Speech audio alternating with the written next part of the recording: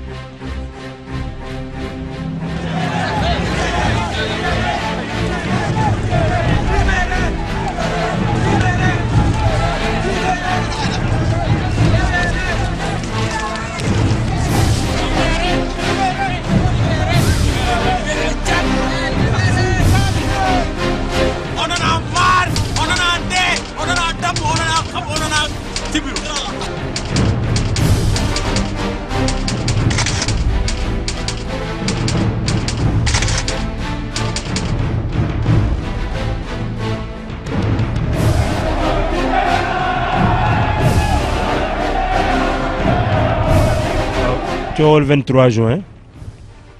bokk na ci histoire réew mi histoire politique réew mi histoire yu màgg a màgg ndax suñu nee soppi régime u Ablaye Wade bi indi beneen mën naa wax ni fa la tàmbalee.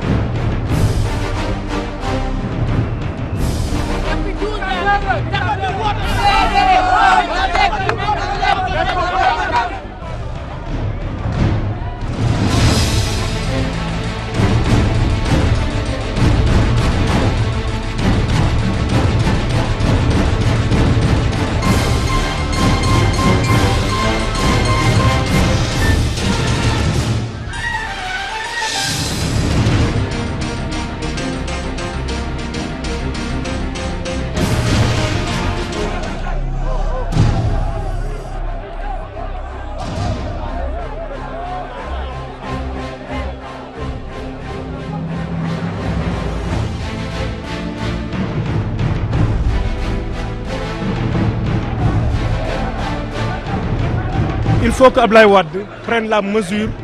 de la détermination des Sénégalais. La souveraineté est menacée parce que dans la mesure où le projet de loi en question dit que demain on peut élire un président de la République avec 25% des suffrages exprimés. Ce qui veut dire que si le pouvoir en place organise une rétention de carte nationale d'identité, qu'il n'y ait que 1 million de Sénégalais qui votent, 250 000 personnes peuvent élire le président de la République. Ça, nous ne pouvons pas l'accepter.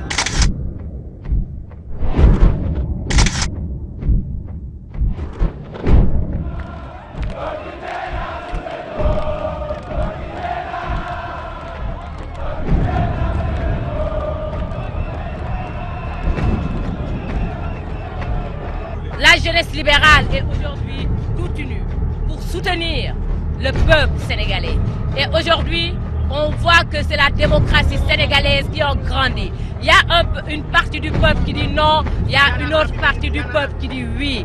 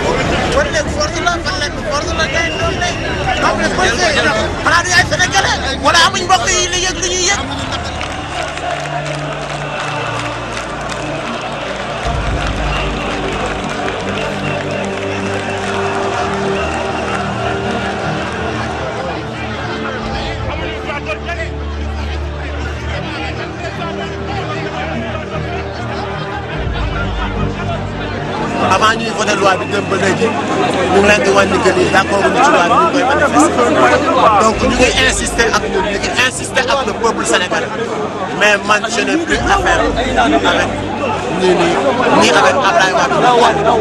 mais man je parle avec les chefs religieux qui sont en train de cautionner li Abdoulaye Wade nekk def ñu koy cautionner.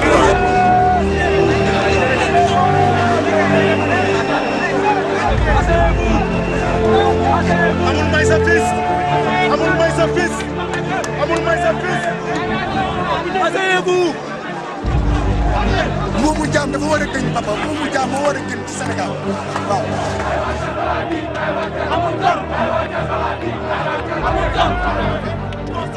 mooy fi andi ñun bëgguñu pare nañ xool pour tey ñun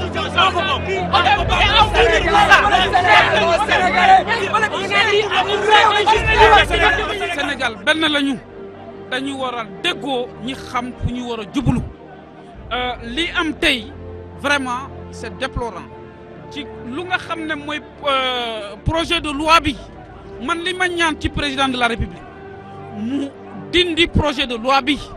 n'est-ce pas loolu mooy jàmm Sénégal.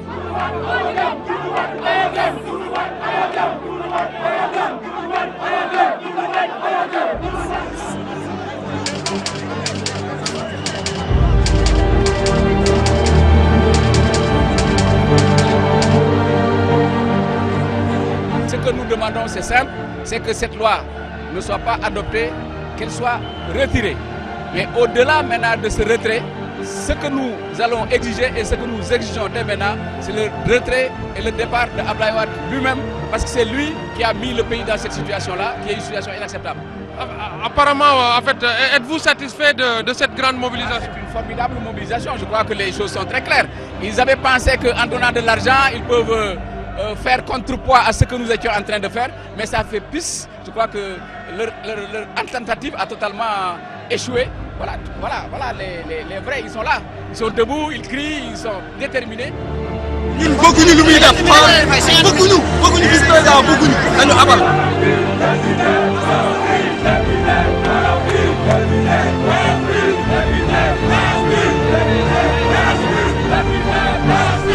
te 23 juin nag xam nga processus la ni mu commencé ak enthousiasme biñ ci am ak euphorie biñ ci am ak spontanéité biñ ci am kenn mënu la ko nettali xam naa ñi ko vivre fii yëpp bi ñu lancé affaire bi dem jóge fii dem assemblée nationale woote ñun ñu wuyu la même avant assemblée nationale Daniel Brottier en fait foofu la yëf yi commencé le 22 Daniel Brottier fees tel ñun ñi mënuñu toog taxaw avant affaire bi dem déjà foofu lañ ñu commencé infiltrer commencé provoquer ñu génn xale yi wax yana maar yi commencé xeex bi foofu le lendemain mu fees del assemblée nationale vraiment mu nekk mbir moo xam ne très sincèrement mbir mu kéemaane boo xam ne ñun daf nu jaaxaloon ñu jóge foofu dem booru présidence mu fees pour la première fois ma gis sax paracommando yi ak seen nganaay ñi taxaw foofu kéemaane woon na lool.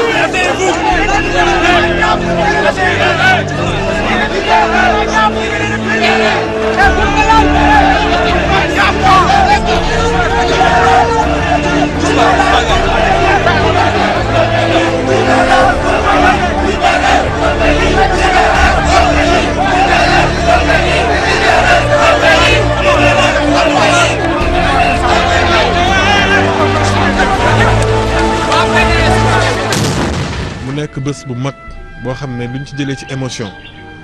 luñ ci dund ci ay émotion luñ ci dund ci expérience mais luñ ci dund aussi ci fierté kenn mënu ko natt ndax dafa mel ni ñun ñi nga xam ne fekkeewuñu indépendance réew mi 1960 ñun ñi nga xam ne fekkeewuñu yenn combat démocratique yu mag yi wala conquête citoyenne yu mag yu mel ni ay 68 ñun 88 sax dañu koy nettali rek ak fàttalikuwuñ ci lu bëri ñun génération boobu le 23 juin moo nekkoon suñu bés pour que ñu bokk ci suñu histoire réew donc dafa nekk bés boo xam ne ñun suñu génération ci la ñu bind suñu tur ci suñu histoire réew ba suñu réew ci histoire am ñu mun ci date boo xam ne ñu ne bii génération waxuma suñu tur en tant que ay individu ñu ne Fadel Barro wala Fou Malade wala Thiat wala Kilifeu déedéet wala Simon mais suñu génération yëpp dañu bokk bind benn en lettre d'or ci histoire réew mi dañ ci participer ci 23 juin bi ñu ne le 23 juin ku ko wax rek xalaat génération boobee nga xam ne biñ demee ba suñu démocratie xaw a sooxe suñu institution tumuranke ngir jëfinu benn buur ndaw ya jóg ne du fi am mu jaral leen lu ne ak keroog yàlla na leen ci ndam moo tax bés la boo xam ne kenn mënu ko fàtte.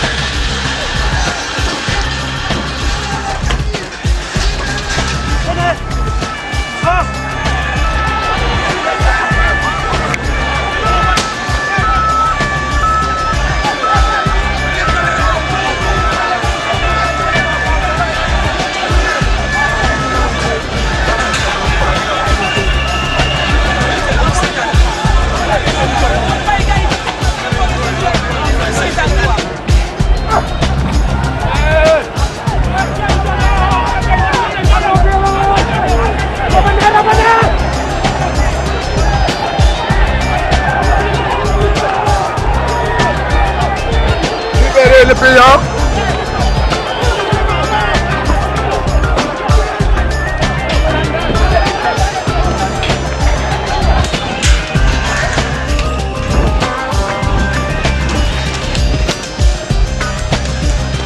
Pression maximum laa la wax pression maximum man dégg naa benn député boo xam ni alors moo dàq wax dafa rëy làmmiñ ko man di coow keroog maa ko dégg lu mu wax gars yi daw leen de ah ku ñu fere yaay perte rek xam nga fii mbir mi jaru ko wala lalal mbelelelel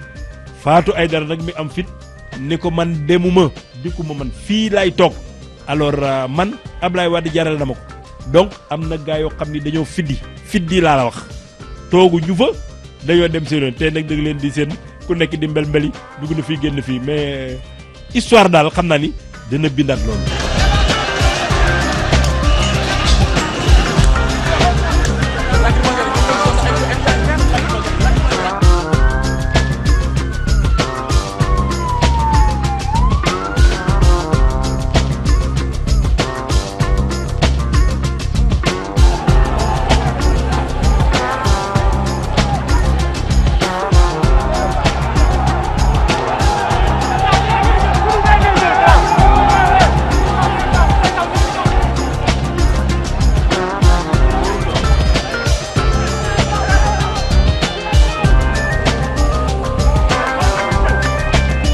sama commission des lois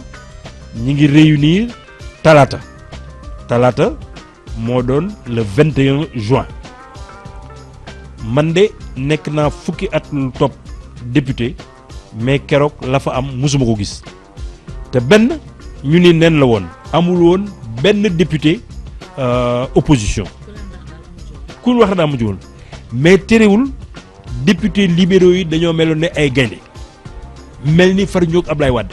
ministre Cheikh Tidiane Sy keroog dafa lu ubbi bunt gémmiñam di xool député yi yekk Ablaye Wade lu mel ni mu xay lii duñ ko nangu lu tax moom ñu élire ko 50% mu bëgg koo wàññi ba 25% ñii ni vice président doomam la bëgg a deg Karim mani juróom-ñaari waxtu coow nañ ko keroog député yi déposé lu ëpp fanweer ay amendement ñi jël parole keroog ëpp na juróom fukk ba minuit la ñu pare bi loolu amee man dëgg-dëgg amoon naa njàqare bi nelaw mu woon sax ci guddi googu ndax dama tiitoon ni suñu demee nii alxames parce que alxames moo doon plénière bi te Sénégal yëpp ay fekke foog naa ni soo moytuwul député yi danañu mën a désavouer président de la république te loolu moom musiba la looloo tax alors àllarba ci suba teel nii ma jëlee sama dossier laa joli seeti président assemblée nationale Mamadou Seck xam nga président assemblée nationale moom du bokk ci commission yi bi ma seetee président wax ko tam sama njàqare ni ko vraiment président na mu demee démb alors sunu commission su naree demee nii plénière tiit naa daal mbir mi du jàll moom tam mu am ci njàqare ndax lu musul am la vraiment musul am ñu daal di woote palais pour simplifier président ni ñëw leen fa la ñu jaare ma yóbbu sama dossier bi ñu ñëwee toog ak président Abdoulaye Wade Mamadou Seck naturellement fekke na ko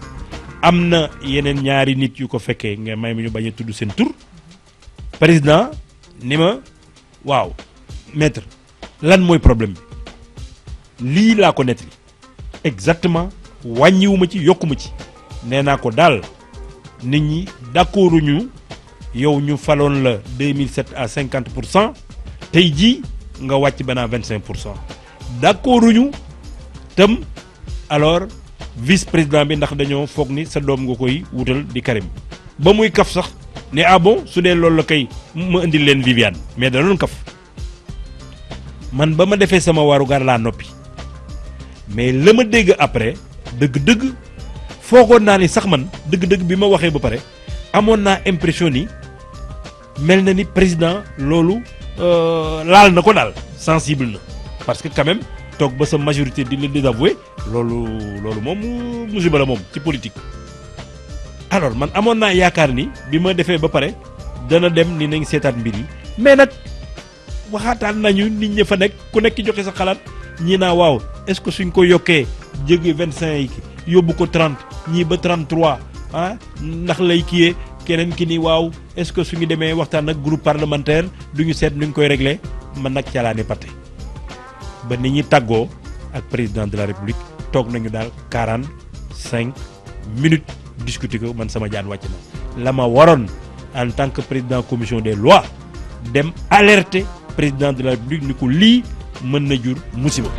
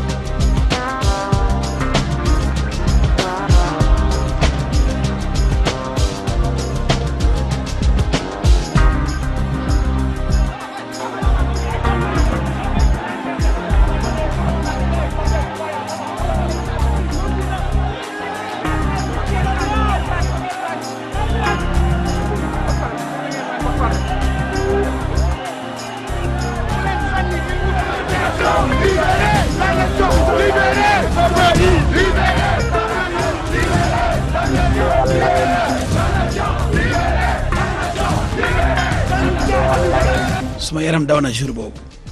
ndax boobu laa gis réew mu taxaw janoog président moom kenn keroog ñaari Sénégal moo am Sénégal bu Ablaye Wade bi nga xam ne day jaay doole bëgg kut ko kut indi vice président ak président ñu couplé leen pour président bu dawalee 6 mois wala un an ni bàyyi naa vice président bi daa nekk président te boobu nit ñi bëgguñu ko def président loolu di doy waar ñu ne 25% aussi boo ko amee premier tour rek mën nga jàll jàllu dem deuxième tour ma ne lii mooy delloo ginnaaw démocratie ñu sensibiliser man dem ci rajo yi télévision yi wala fajri RFM fu ne dem naa fa wax dafa appel ne Sénégal yi wàcc mbedd mi yeneen passé daje créé aussi M23 donc ñoom Alioune Tine ak ñoom Dansokho ñeneen ak ay Y'en a marre mais man maa doon député bi ñoom duñ député donc man maa mënoon expliquer loi bi ci rajo ak télé yi donc ma expliqué ko Sénégal yi ne bisu dee nag ku deewul doo gor le 23 juin na ñëpp wàcc ci mbedd bi bu jàllee ñu dee ci saa sax booba benn député ba yeewoon boppam ma ne yeew sa bopp mooy yow nangu nga ñu yeew la comme jaam doo xeexati ma ne d'accord ma gëwuma ay affaire cinéma yooyu li ma gëm mooy rayante na ñëpp wàcc ci mbedd mi ñu rayante ak Ablaye Wade mii lii mu bëgg def du jàll bon loolu kon réew mi wàcc ah ñu am ndam lu rëy nag muy li Cheikh Tidiane Gadio sama xarit naan kenn mënul am ndam ci sa kaw peuple sa kaw réew benn buur muy du Moubarak du Ben Ali du Kadhafi réew moo mën nit ñu bëri ñooy formé réew mais bu nit jógee ni damay noot réew mi rek réewam mooy kooku alkuna kon jour boobu ndamu réew mi la yëpp ndamu askanu Sénégal taxaw ci ginnaaw Me El Hadji Diouf ba ko nekkal assemblée nationale le député du peuple jiite xeex bi xeex bu rafet xeex bu am solo jël naa juróomi yoon parole wax ni leen lii du jàll réew mi nekk ci ginnaaw ci giri assemblée di nekk seen député seen leader Me El Hadji Diouf ma génn ñu gagné xale yi yëkkati ma ci kaw muy ndam lu rëy rëy du sama ndam de ndamu Sénégal ma ne jour boobu mooy deuxième indépendance du Sénégal jour boobu dañoo dag bu mu ñaam ndax Ablaye Wade dafa demoon ba naagu lu ko neex mu def. le 23 juin c'était le début de la fin du règne de Wade mooy ca la Wade jeexalee le 23 juin ca la ñu sifflé ah ni Wade jeexal na ndax bis boobu le président mos a indi loi assemblée ñuy xeex di xeex peuple nekk ci mbedd mi ak député yi may xeex ànd ak ñoom jiite leen jiite réew mi peuple bi ñuy xeex ba gagné président dellu ginnaaw xam ne lii des jëmul kër ti buñ continuer woon peuple bi day dugg biir assemblée ren député yi benn par benn parce que quand même duñ leen fa teg di ñu trahir haute trahison la ñu doon def député yi donc Sénégal yi seen bopp ñoo jóg def le 23 juillet c'est un mouvement révolutionnaire tubaab bu ne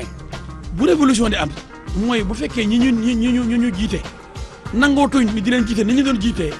te ñi doon jiite mënatuñoo jiite ni ñu doon jiitee mooy nit ñi dañoo bañ mooy dañu nangooti ñi nga xam ni matuñu sax téeméeri nit noot ay millions ngi nit loolu moo indi situation révolutionnaire loolu moo am le 23 juin mooy bis bi nga xamee ni signature yàlla départ na jëm le 25 mars ni Abdoulaye Wade moom jeexal.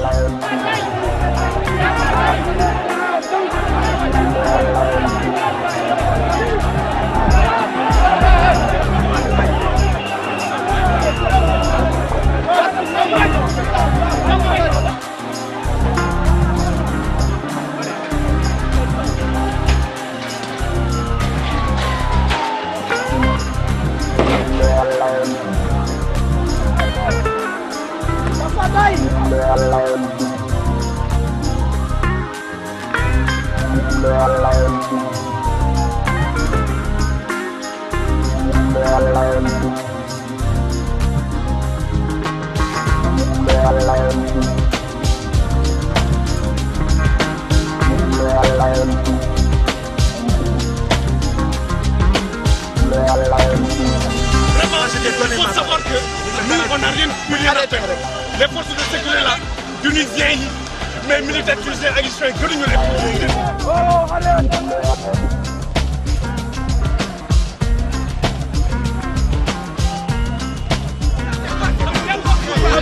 Des policiers irresponsables, le président irresponsable. Nous sommes prêts à le faire. Oui, monsieur. Nous voulons que le peuple sénégalais. Nous disons non. Regardez cette pierre. C'est mon arme. Cette pierre-là. Nous sommes les témoins leaders. Les policiers sont en train de jeter des pierres. On va les attaquer. On en a marre. Si le peuple se mobilise, il s'en va. Aujourd'hui, le peuple s'est mobilisé. Regardez cette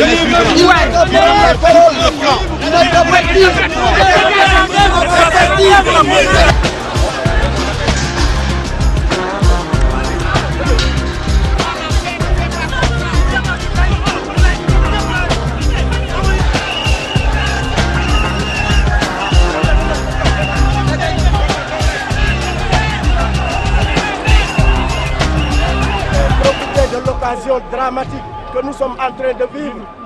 à cause de la loi malheureuse, honteuse et déshonorante pour le Sénégal au nom de Maître Abdoulaye Wade et de son fils Karim Wade. Je voulais lancer un appel et dire que le peuple sénégalais a fini de prendre acte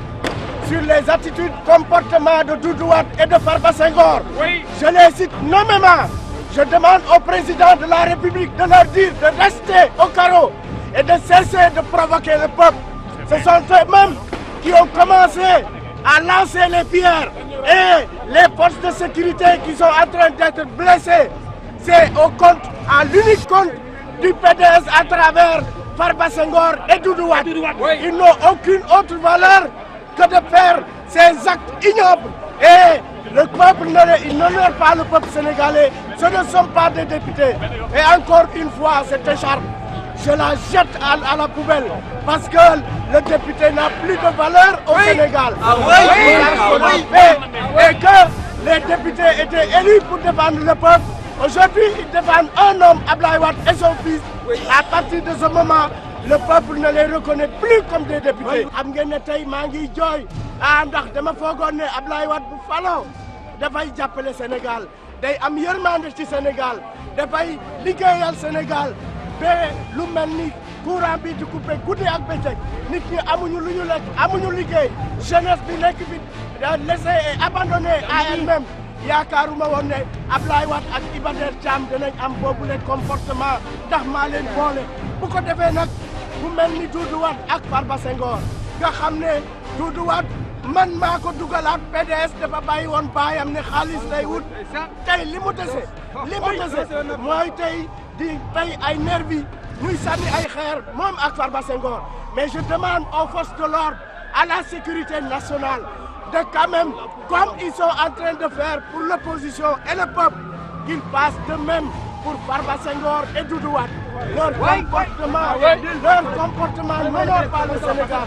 Il ne doit pas y avoir de différenciation entre ceux qui violent, qu'ils soient du camp de gauche ou de droite, et ceux-là même qui sont venus pour exiger que Maître Wade ne fait pas la tragique histoire qu'il est en train de faire, et ça ne passera pas.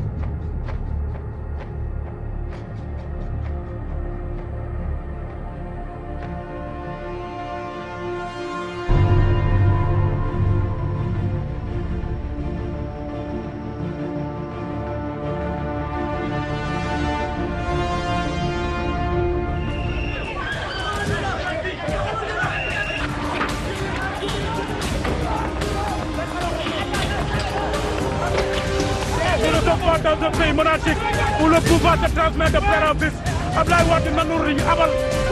bëgguñu ko jërëjëf bëgguñu ko soxlawul ko na dem bëggatuñu ko ñu bëgguñu régime monarchique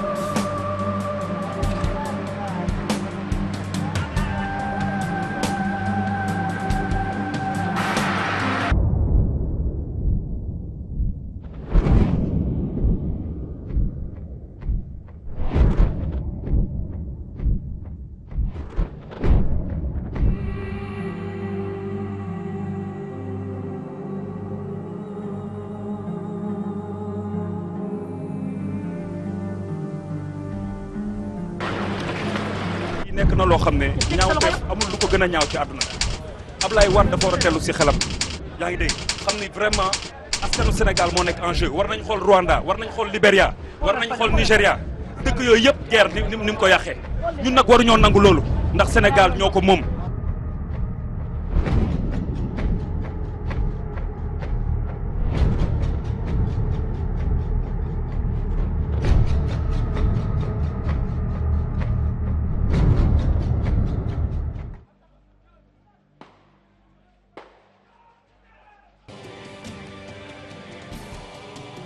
samay tànk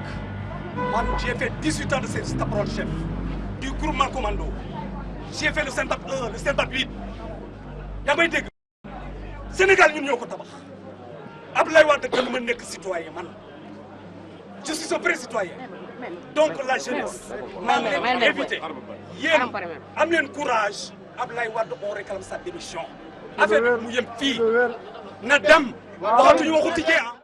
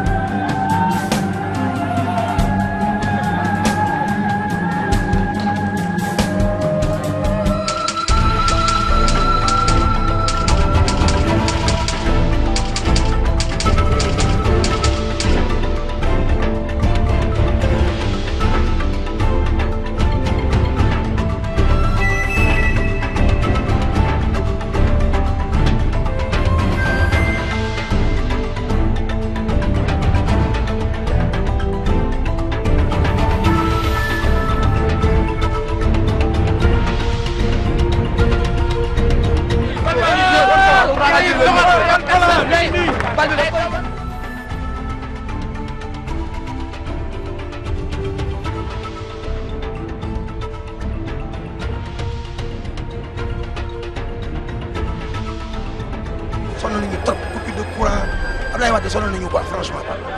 sonn nañu trop on en a marre de Abdoulaye Wade ak doom.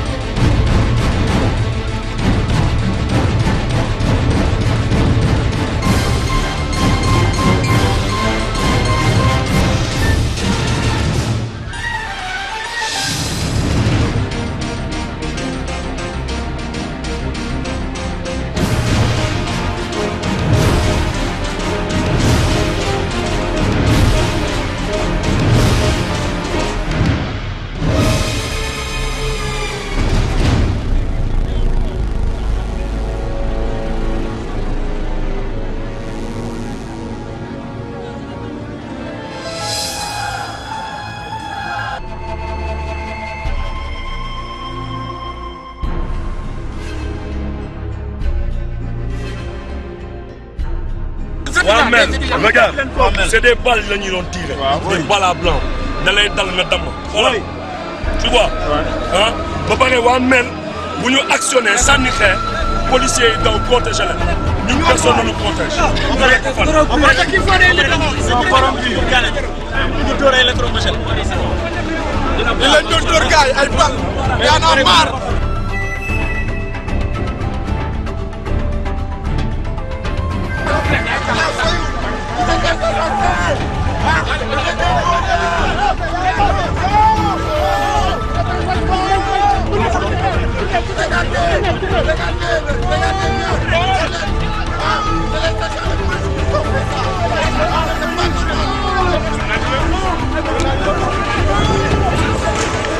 xam nga am na ay agression yoo xam ne soo ko dundee su fekkee ne daa nga nekk ci réewu tubaab yi toujours da ngay am accompagnement psychologique ak toujours une cellule psychologique boo xam ne waxtaan ak yow xool parce que en réalité du li metti sa yaram rek mooy metti mais dina am lu bëri loo xam ne day jóge sa xel dina jóge sa xel ba nga xam ne dafay am ay impact yoo xam ne ci sa biir yaram la ba nga xam ne sax léeg-léeg am na yoo xam ne mënoo ko nettali sax nit di ko dégg 23 juin nag bi ñu ko vivre même bi nga génnee hôpital dem am na loo xam ne bàyyeeku na ci yow lu yàgg moo tax ma ne fii ci biir Afrique war nañu di bàyyi xel su fekkee ne ñin ñi vivre nañu traumatisme yu am solo yooyu et ñin ñi mun leen di accompagner psychologiquement. man sax toog naa xalaat lu yàgg ma ne man de war naa dem seeti Mamadou Mbodj sama xarit la ma ñëw waxtaan ak moom parce que vraiment affaire yi doy na waar. donc le problème c'est pas un problème seulement physique kaañ nañ la tóor nañ la xaw nañ la làggal parce que man sax aw moon conscience que vraiment affaire bi demee na noonu parce que bi ma gars yi ñëw di ma jël ma ne leen fekk ma xamali ko ni leen léegi daal yaakaar naa dara jotu ma bàyyi leen ma dem ñu ne ma déedéet ci lañ ma yóbbu defal ma toppatoo ma ba mu baax mais problème poste bi ak vraiment ni nga koy vivre après pendant longtemps di nga def du temps pour nga récupérer sa bopp entièrement donc loolu moom vivre naa ko waaye liñ ci am ak li ci topp ak li ci génn dëgg-dëgg 23 juin nekk na bés boo xam ne bés bu rëy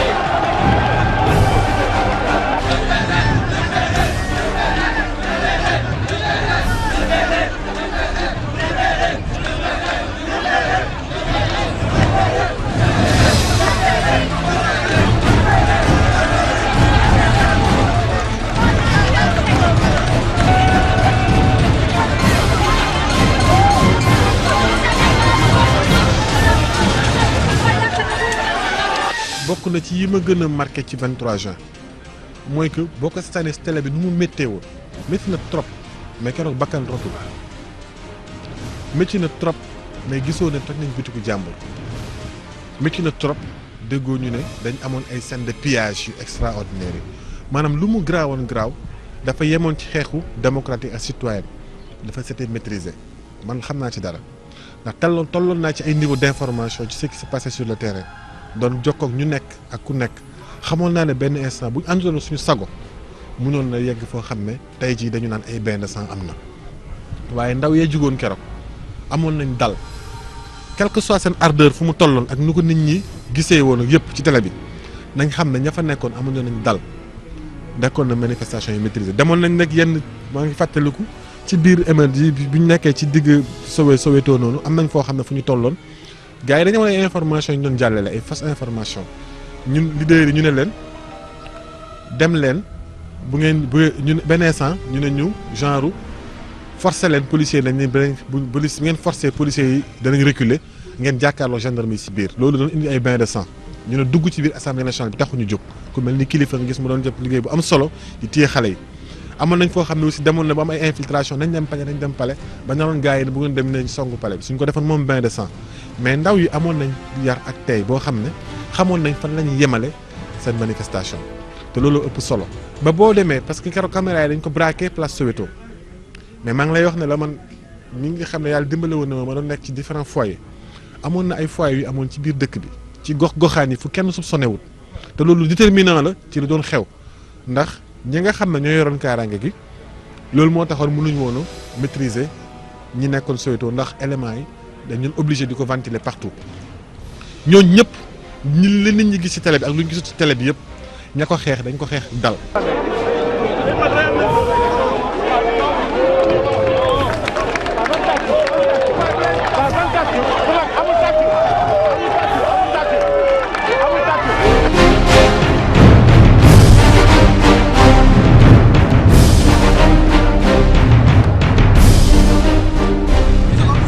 Nous croyons que véritablement les gens du PDS doivent revenir à la raison. Parce que le problème dont ils parlent là, c'est un faux problème. C'est eux qui ont commencé à dire à Abdoulaye Wade qu'il était le plus intelligent du Cap de Bonne-Espérance jusqu'au pôle Nord. Donc si aujourd'hui le président de la République se retrouve à faire ce qu'il veut, mais c'est eux qui l'ont mis dans cette voie. Maintenant le problème c'est que le peuple sénégalais est venu à un stade de maturité et que ces choses-là, ça va plus de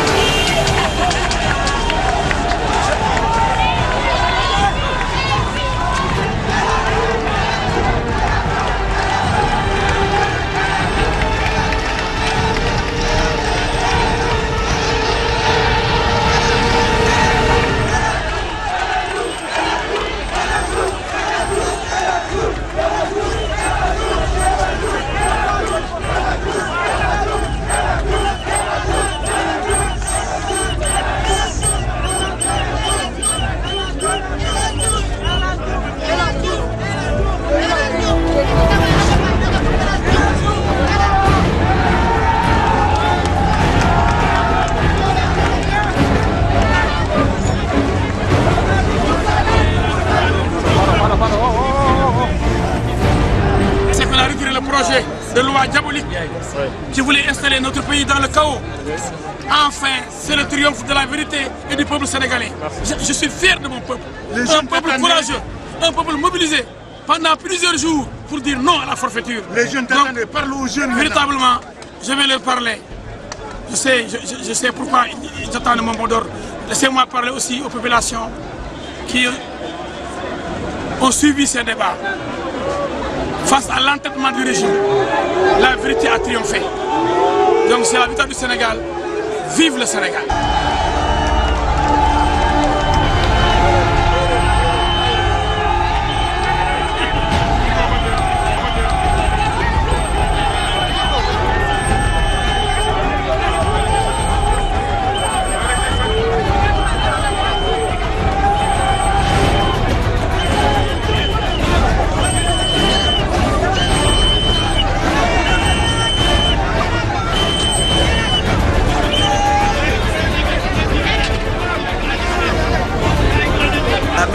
may lancer rek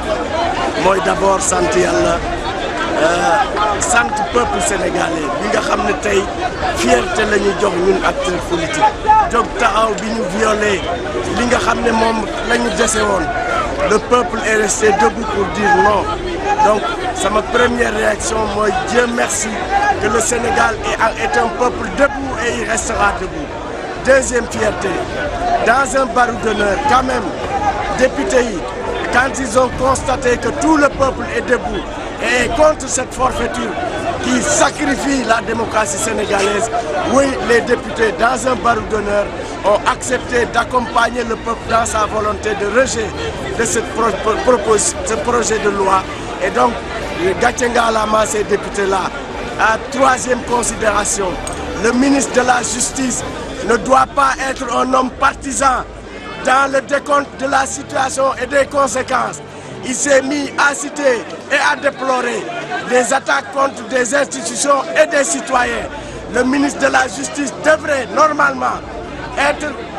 non pas limitatif, mais dire l'ensemble des Sénégalais qui ont été objets d'attaques de manière violente, en particulier le président Alioune Tine de la RADDHO, qui a été violenté par les nervis de Farba Senghor.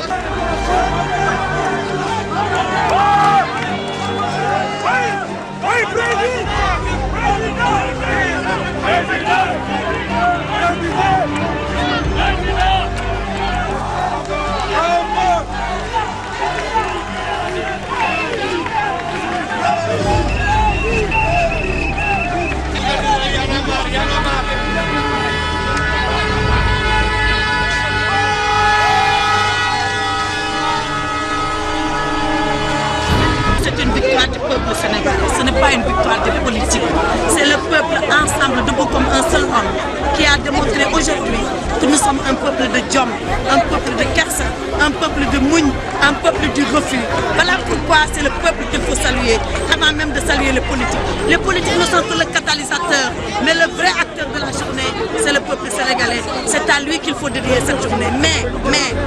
le combat ne fait que commencer. Ce qui nous importe, ce n'était pas que la loi soit retirée ou rejetée. Ce qui nous importe, ce n'était pas que la loi soit votée. Ce qui nous importe et qui nous importe encore, c'est qu'Abdoulaye Wade quitte le Sénégal et c'est à ça que nous travaillons.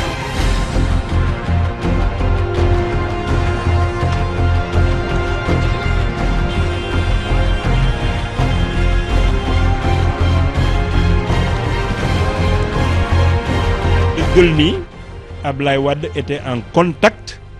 avec le ministre de la Justice et indirectement avec man parce que ma yoroon commission des lois bi mako ki yeen la preuve nit ñi waxuñu ko mais le nit ñi doon xex amna kérok ci biir assemblée mais mom xam nga mom foul mom li ñu wax na gaddu golo la mom kenn du dégg sa morom motax la foule est dangereuse bi gañi manifester ci biti mën naa la seereel ni la communauté internationale aussi ñi ngi def pression ci Ablaye Wade les pays amis comme ni nga koy wax ñi ngi def pression ci Ablaye Wade na maanaam na ko retirer d'ailleurs loolu am na procédure bu mu jaar boo xam ni nit ñi xamuñu ko mais il faut pour la première fois ñu wax ko Sénégalais yi gis nga bii amendement le 23 juin le ko gouvernement bi dugal mi ngi nii amendement bi c'est signé par Cheikh Tidiane Sy kon nag au lieu ñu maintenir 25% yi ñu delluwaat absolu mi ngi nii voilà aucun ticket n'est élu au premier tour s'il n'a obtenu la majorité absolue des suffrages exprimés mi ngi nii majorité absolue xam nga kon delluwaat nañu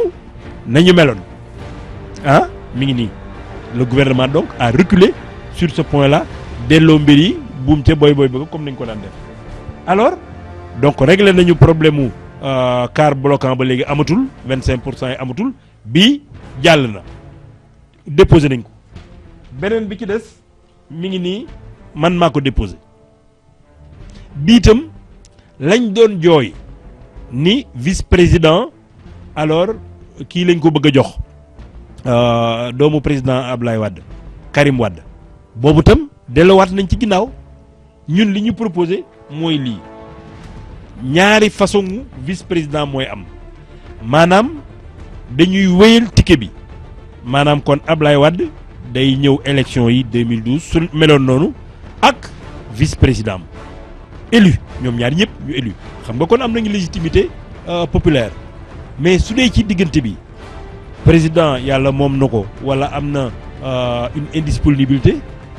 vice-président élu boobu mooy nekk président de la république xam nga ni kooku tam war na wut vice-président koo xam ni moo koy tànnal boppam deuxième vice-président boobu ñëw duñu nangu mu nekk président li muy assuré rek mooy bii si le nouveau président de la république est à son tour empêché ou décède la vacance est constatée par le conseil constitutionnel et ensuite le président du Sénat organise les élections comme nii donc ñaari type de vice-président moo am benn bi am légitimité populaire alors ànd ak président de la république am gëdd boobu moom mën naa nekk président su dee président de la république am na lu ko gàllankoor mais deuxième vice-président bi ñu tànn kooku du ko mën a nekk lii la ñu dugaloon mais amul bii moom jàllul ci bis boobu bi assemblée di takk ñi ngi xool di gis suñu toogee tuuti ñu daal di suspendre travaux yi ñu wooñu ci kaw ñu daal di dem ci bureau yi waxtaan ak le ministre de la justice du ñëpp ko fekke nag mën naa wax ni 2 ou 3 députés ko fekke président assemblée nationale man président commission des lois ak Doudou Wade ak le ministre de la justice ñoo mu ñuy jotali le kaddu président de la république noonu la ñuy demee li ñuy def yëpp coow li am dëkk bi tàkk ba mujj président de la république ni léegi alors retiré na lépp bi mu ne retiré na lépp nag man ci sama gis-gis laa wax teyuma ko sax la ñëw rek ma ne bu yóbboo ñu xamal ni à partir d'aujourd'hui sunu daanu commencé na. donc léegi askan bi daal mën nañ ni bés boobu am na loo xam ne teg na ko am na doole joo xam ne wane na ko wane na boppam donc citoyen sénégalais wane na boppam dëgg bés boobu te bés boobu dafa jar ñu koy fàttaliku bu baax pour que africains yi nga xam ne ñu ngi ñu koy nawe ñu jël ci ay leçons ñun tamit ñu jël ci ay leçons pour ñu am république bu bees bu baax bu respecter état de droit droit de l'homme bu respecter tamit lii nga xam ne mooy suñu koom-koom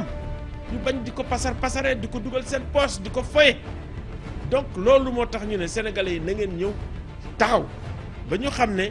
ñii di leen représenter yéen da ngeen leen ñun ñoo leen fi yónnee ñu toogal ñu fi rek waaw en réalité ñoom ñooy suñu jaam ñoom ñoo war a jaamu lii nga xam ne moom la askan bi bëgg. bés boobu dafa nekk bésu fi la yem tey baabu golo di bay baabul di dundee mu nekk bésu li ma wax sànq li ma lay expliquer sànq mu nekk bés boo xam ne mooy bésu man dootuma la falati rek seetaan la nga def lu la neex mais bés boobu daf ci nekk lu am solo loo xam ne day fàttali nit ñi ne politique politicienne mënatul continuer.